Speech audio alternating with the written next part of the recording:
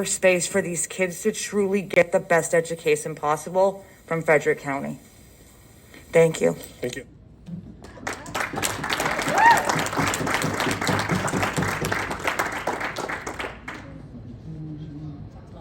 Somewhere underneath here is my last line. We need lights. Yeah, can we get the lights back again, please, when you have a moment? Thank you so much. I speak from a piece of paper, as you've all seen tonight quite often, because I'm old and becoming very forgetful. As Betty Davis says, getting old is not for sissies. April speaks from the heart, not from a piece of paper. She has notes, but what the words coming from her mouth are from her heart. But that's where her motivation is. It originates in her heart and the fire that's ignited her campaign. So now I give you a woman who, with your support, is soon to be a member of your Board of Education, who will fight an unceasing battle to defend and support the needs of our students, parents, teachers, and staff of FCPS. Ladies and gentlemen, Miss April Montgomery.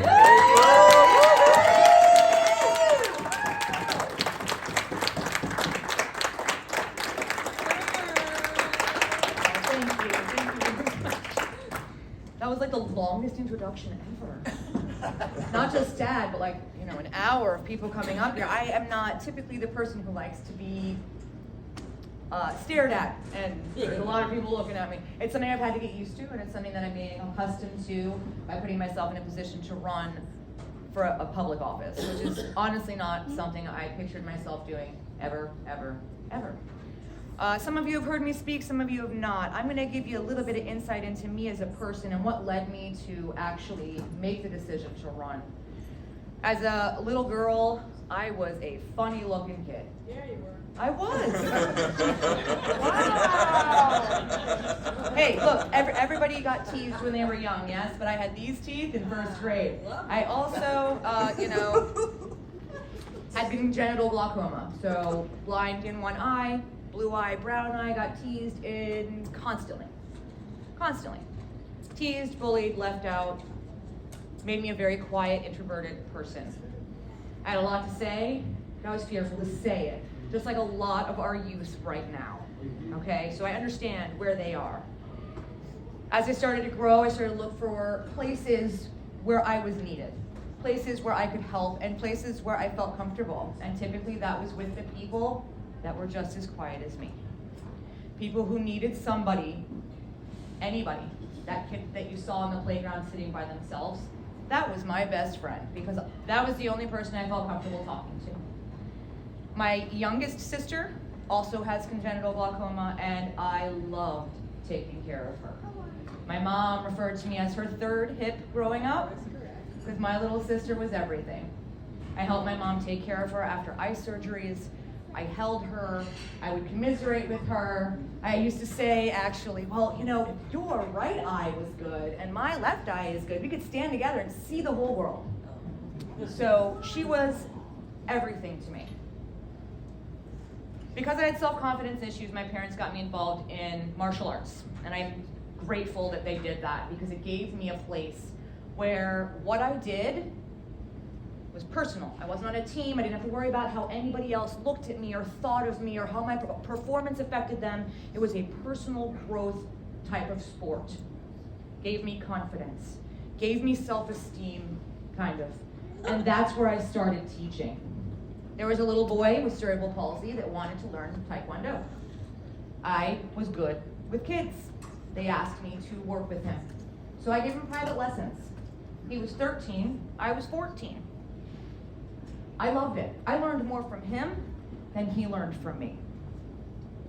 I learned that I liked teaching. I learned that I liked children. And I learned that really, that was my wheelhouse. People that were younger than me, people that needed somebody to look to. All through high school, I worked with children. I did the, blanking on the name, doesn't matter, worked with children. And I worked in daycares. I also continued to only really want to have my own family one day. My husband's given me everything I ever truly wanted in the three little people that you've seen walking around here. I'm grateful to him for that, because being a mom, don't put the word just in front of mom. It is not a just. It is a very important thing to be. I took time out of my career, got a degree while I was parenting. And then when they got bigger, I said, ooh, time to go back to work. So I got a job at an elementary school where my kids could go with me. That way I knew what was going on in their lives, right? I knew the teachers that were teaching them. I knew the curriculum that they were being taught. I worked with the before and after care program, and I worked with the kindergarten enrichment program. There I was able to actually teach 2 different students, one from Korea and one from Israel, English. They came to me completely no English. By the end of the year with me, they could speak English. They could communicate what they needed. And that was a huge, huge accomplishment for them. I just got to be witness to it. During the before and after care program, I was given the quote-unquote difficult children because I could deal with them. It was noticed that the kids that were harder to manage were the ones that I could handle. So the principal and the vice principal decided to offer me a position with the special needs department working with the SED program. If you're unfamiliar with what SED means, it is social and emotional disturbances. Those are the ones that can cause, a scene. They can make a scene. I've seen it. Jenny's seen it. She does it too. That job I actually miss, and it was one of the most difficult jobs I've ever done. And any person, like my stepmom, who's done it for almost 20 years, that has felt the calling to work with those kids, it is a calling. Right now, health insurance is not guaranteed to these teachers. They are changing that. And I'm glad they are changing that, and that will never go away. Not while I'm there.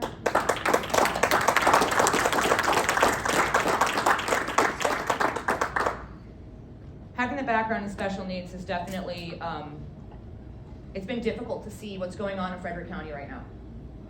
In Frederick County, if you're not aware, the DOJ has a case against Frederick County where 125 students, all special needs, were restrained and secluded to a horrible degree. Way too many times, not following protocol. I don't know, because I wasn't in the classroom, why that happened. I don't know, because there are steps you need to take. There are other things that you can do before you get to putting your hands on a child, before you get to secluding that child in a room for hours at a time, which should never happen. The fact that, like you heard earlier, people are getting away with knowing that that happened and walking away with a big fat check, or just not being acknowledged as people that were aware, that is a really big problem. From what I understand, there were reports that were just never made. There were parents that were never informed when their child was restrained. Some of these kids are nonverbal, so they can't even tell their parents that it happened. The fact that nothing has come of this is a serious problem, and that's not something that I'm going to allow to just fall through the cracks in Frederick County.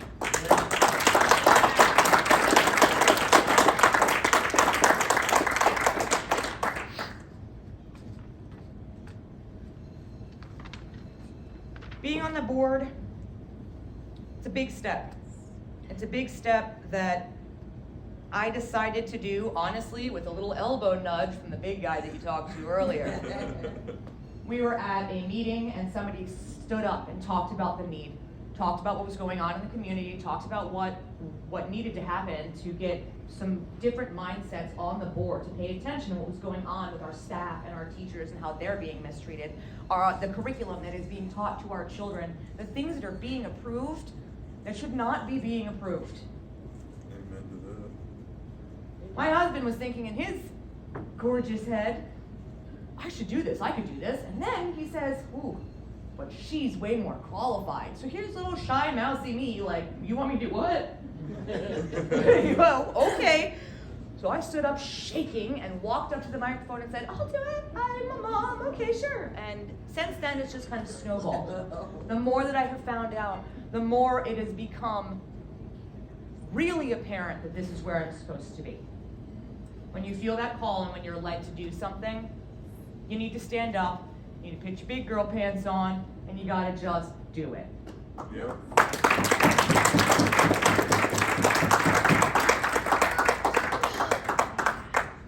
Thank you, baby. She's like the biggest cheerleader in the room. I love it. All right, so there's a couple other things here. Hang on. Okay, I'm gonna actually take a minute because I meant to do this in the beginning, but I was nervous and totally didn't do it. I need to acknowledge a few people because these races, the campaigns are hard, and you cannot do them alone. You cannot. Between friends that support you and other people that have to take on your responsibilities. I'm a full-time mom, guys. I do a lot of things, and when I'm not there, other people have to do them. So there are a lot of people that have been helping with that. I want to first acknowledge my mother. Deanna DiGregorio. My mom lives with us, if you didn't know, and my mom is always downstairs. Mom, I have a meeting. Go, she says. She is there with my children every time I walk out the door. She doesn't complain, and I know they're in good hands. And I thank you from the bottom of my heart for all of your support. Thank you, Grammy.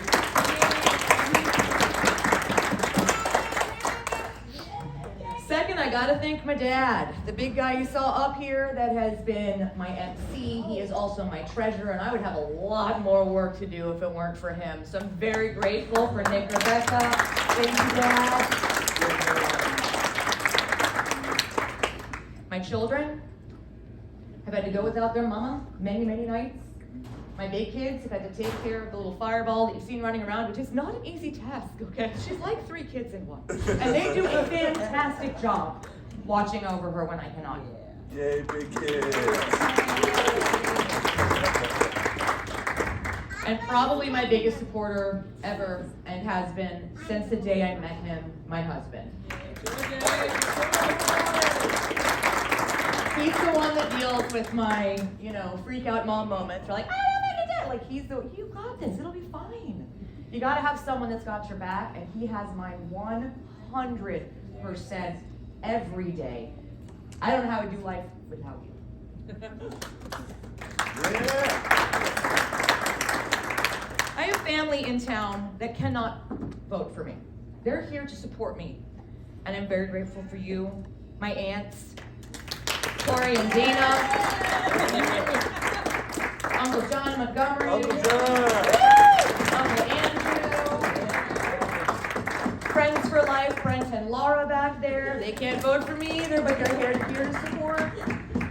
It is amazing to me to see faces in this room, people I just met the other night, people I have talked to every single day. Miss Ashley and I are trying to do this together, so I'm grateful for you because it would be a lot harder without, a friend in my pocket. So I appreciate you, girl.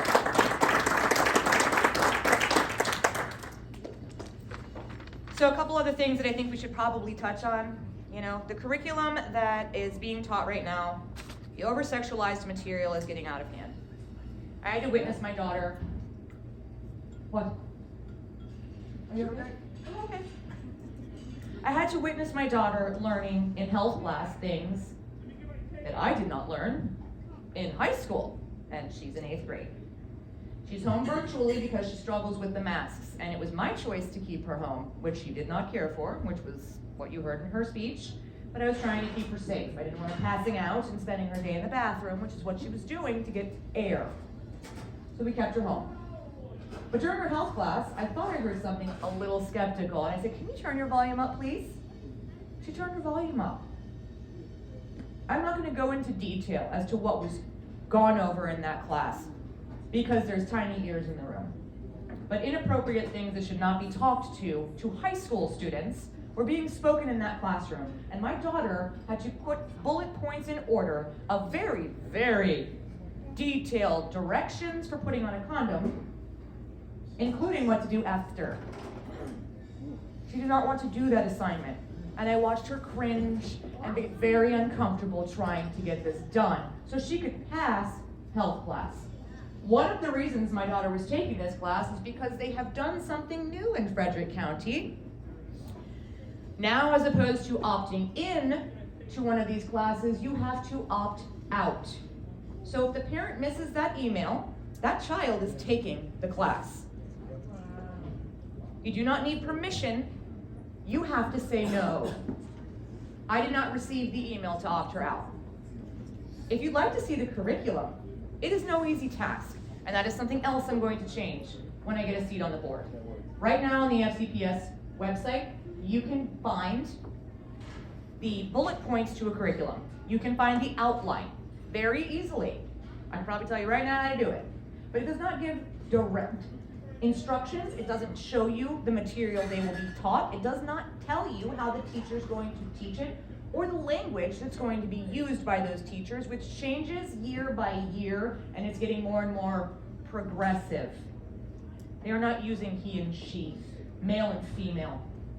They have different vernacular for all of these things that do not even make sense. Okay? Come talk to me after if you'd like to know what those are. Again, little ears. The other elephant in the room comes to choice. I don't like the fact that my kids have to go to school and cover their faces. I understand that people are sick. Stay home.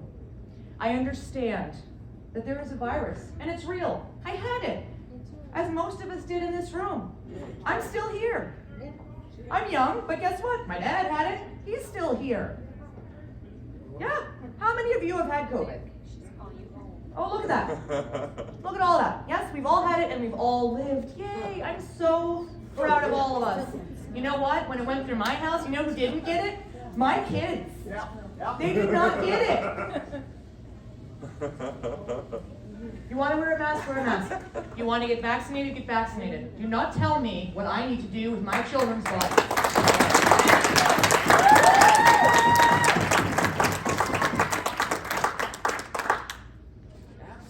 The other things that have gone on with the current Board of Education that I find absolutely appalling is that they do not get along with each other. They cannot have a conversation that makes sense, and they're doing this live in front of everybody.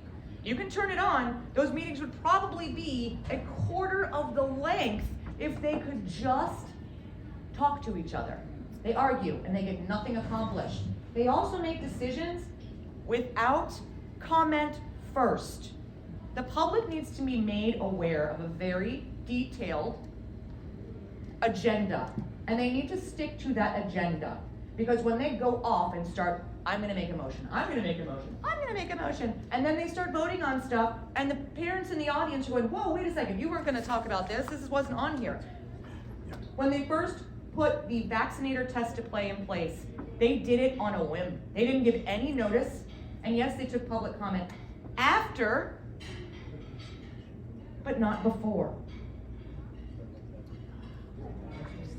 They passed it by 4-3, I believe. Because of that, my son said, Mom, I don't want to get tested every week, and everybody's going to know I'm not vaccinated, and I just don't feel like doing that, and I'm definitely not getting vaccinated, so I guess I just don't get to play. I don't get to play sports. He wanted to try out for wrestling. He didn't do it. A local group of moms, called Moms for Liberty, were absolutely appalled. Thank you, guys, are warriors. I'm proud to stand up with you ladies. They stood up at every single board meeting after that one. And they talked about it. And they said, this is not fair. You can't do this to kids. It's discrimination, because it is. Oh, sorry, can't go into practice yet. Gotta go get tested. And everybody knows your personal business. Because they stood up at every meeting, the night before it was to go into effect, the board voted to revoke it. That is a victory. However, the night before something's supposed to go into effect, do you know what kind of nightmare that is for the teachers and staff? Do you know what that means for a child who didn't get to try out, and now sports have already been practicing together for months, and he can't play? The board needs to get it together. And this loud Italian is not going to sit quiet, even if I'm the only one on the board.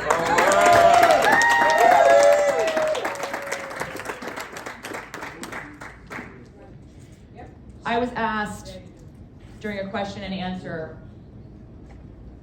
what I would do if I was in the minority on the board. If I was the only one that was fighting.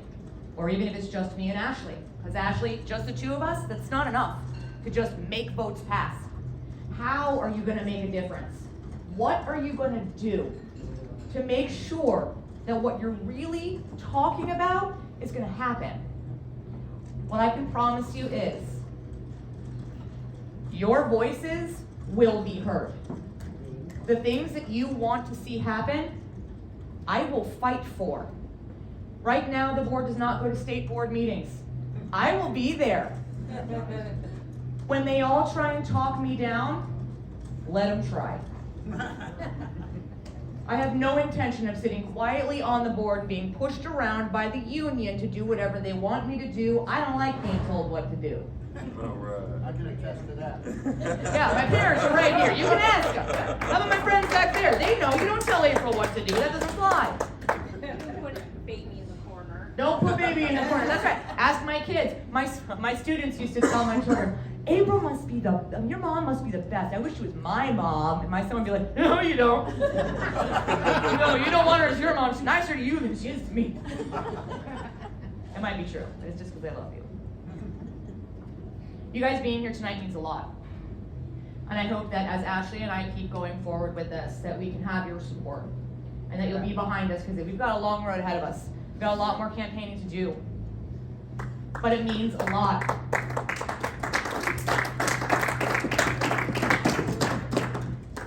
Running for a position like this is not something I really ever thought I would do. I was perfectly happy playing the supportive role. I mean, to quote one of my favorite movies, I was of the mindset that, the man is the head of the family, right? But the woman's the neck, and she can turn the head whichever way she wants it to go, right? I liked being the neck. Quiet. Let him be the face. Let him do the thing. I'm just going to take care of my babies, take care of my husband. That's fine. But I couldn't sit down any longer because it's affecting my own children. And it's affecting the kids that I worked really hard to defend when I was in the school system. I don't have all the answers. But I can promise you, I will learn with you. I will fight with you. Together we will come up with solutions, and where you cannot be heard, I will be there for you, and I will make sure that you are heard. Get him, Mama Bear.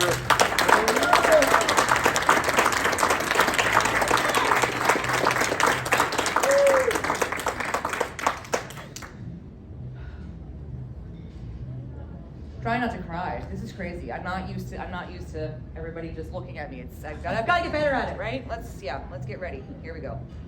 Here's the end.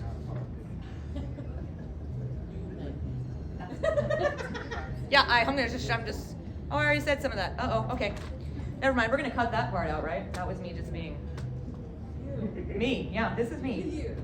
This is me. I appreciate all of you being here tonight. Please eat some cake because I cannot bring all of that home. Oh God! Oh my God! I do not want to bring that whole cake home.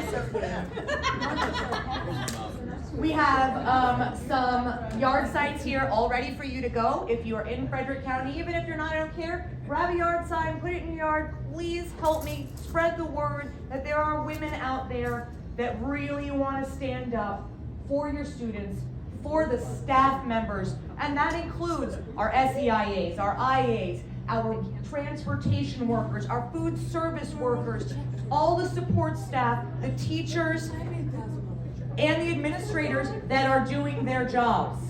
The ones that are not will be held accountable. All right.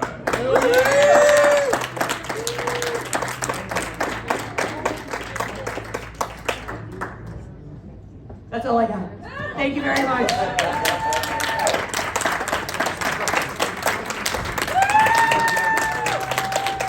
Thank you, April. Thank you all. There's a couple more people. I want to thank these folks here who came a long way tonight to be here for April, her family here. Thank you all for coming out and for your generous donations. Thank you, Uncle John, for being here. I haven't seen you in a long time. It's good to see you. Take care, man. Thank you, Ashley. Your support, mutual support for each other is going to be mutually beneficial, I believe. We need numbers. We need to all be in it together. Thank you. I want to thank my wife Jenny here, whose expertise in the school system has helped us educate us. She's gonna hear me now. And Jenny, I said, her help and expertise in 20 years. Hang on. 20 years in the school system, her experience and advice has helped us out a lot. Yeah. Did you ever try to navigate their webpage at FCPS? Yeah. Yeah, she's got it. Yeah, she's got it. I worked for 3 years at Frederick High School as a tech, and I couldn't find my way around that website. So thank God we have Jenny to help us navigate. Hey, little girl, you did great tonight. Ladies and gentlemen, we're going to cut some cake. Please have a little dessert. We can't take it all home with us. And if you're a little hungry out there, there's plenty of meatballs over there. The macaroni salad is awesome. Please eat up. Okay? Oh, we have door prizes. Door prizes. Don't go home yet. Door prizes. Who didn't get a ticket? I don't know. Pull the door prize. If you don't get one, I don't get one. All right, hang on.